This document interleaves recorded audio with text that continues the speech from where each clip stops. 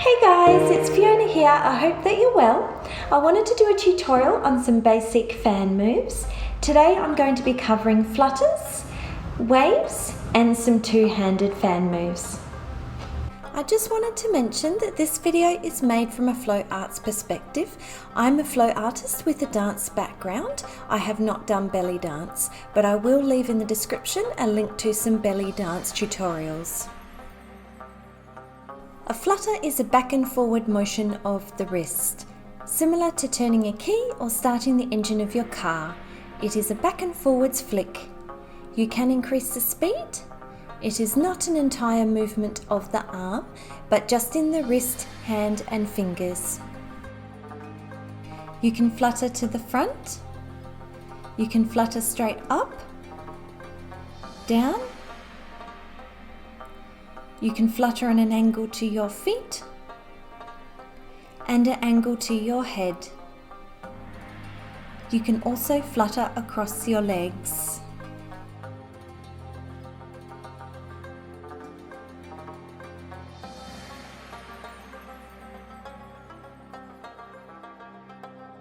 You can flutter horizontally across your body.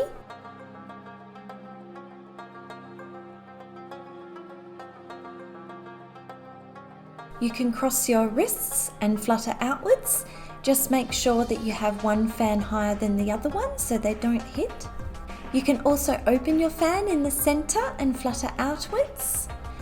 You can put a bit more emotion into your flutters. So here I'm bending more and I'm also looking at my fan, which adds more to your performance. You can also flutter behind your head and behind your body, behind your hips. You can flutter horizontally to the side. You can have one up and one down. You can flutter from up to down by gently pulling down on the frame as you flutter. You can also do a cross flutter to the back by crossing your wrists.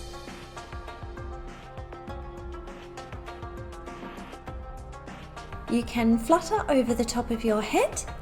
You need to position the fan so you have your thumb facing yourself, so that means a small flick at the beginning and the end of the move.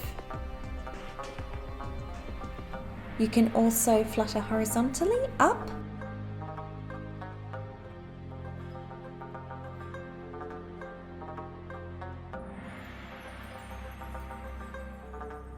and cross flutters. You can cross flutter down, in the middle, and above your head. There are also flutters with turns, but we'll do that in another tutorial. Waves are an up and down motion of your arm, but it also involves your hands as well. Notice how the wrists leads and the fingers and hand are lagging behind. This gives it a beautiful snake or wave effect, and therefore it won't look as stiff. Notice here how with the frame it goes first, so my arm and my hand is going in an up and down motion with the frame, and then the trail will lead behind.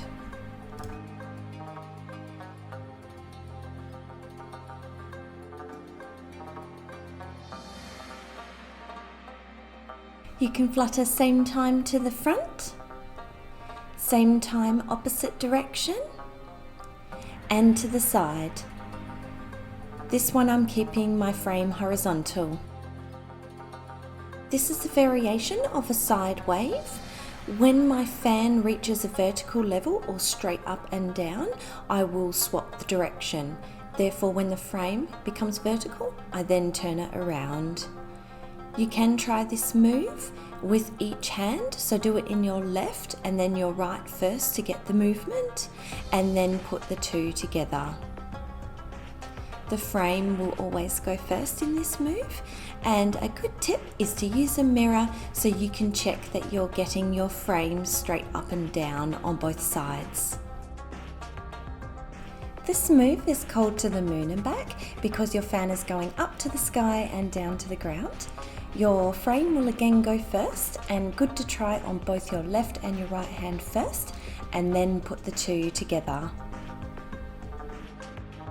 You can also add a bit of emotion by putting a bit of bend in the sides.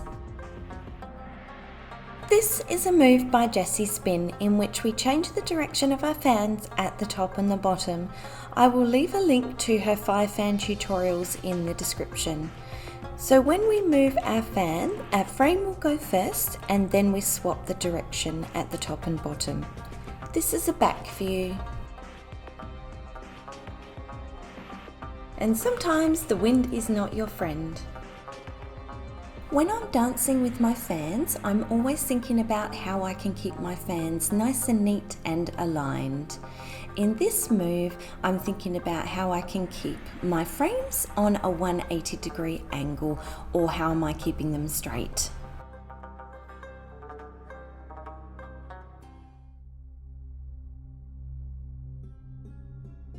And now for a little bit of tech. A plane is a path your prop travels according to the artist's orientation.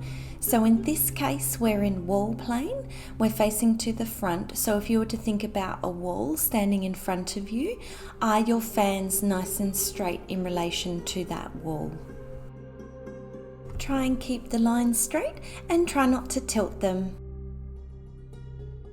This is a wave side to side. My fans switch back and forward as to which one is up and which one is down.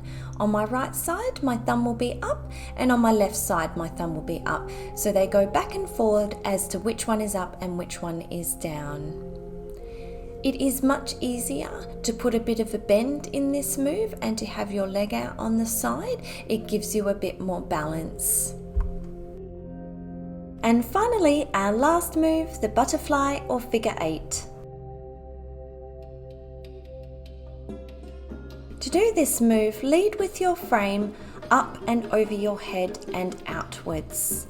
Meet with your little fingers up in the center. So my fans will be facing upside down, then go down and out to the sides and meet in the middle. So at the bottom, the frame will lead. I'll go down towards my legs, out to the sides and meet in the middle with my thumbs up. Here is the move shown with each hand individually. Note how the frame leads up, out to the side, meets in the middle, then comes down again and out to the side, meets in the middle. Here is a close-up of the move with my hands so you can see which way they are facing. It does require a little bit of flexibility in the wrist to get the fan to turn upside down completely.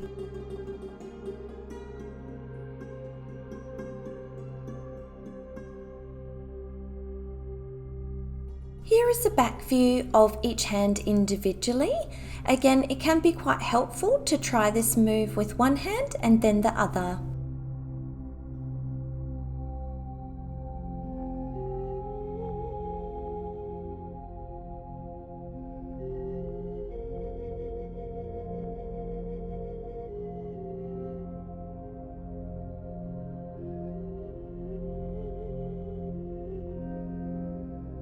So today we've covered flutters, waves and the butterfly or figure 8.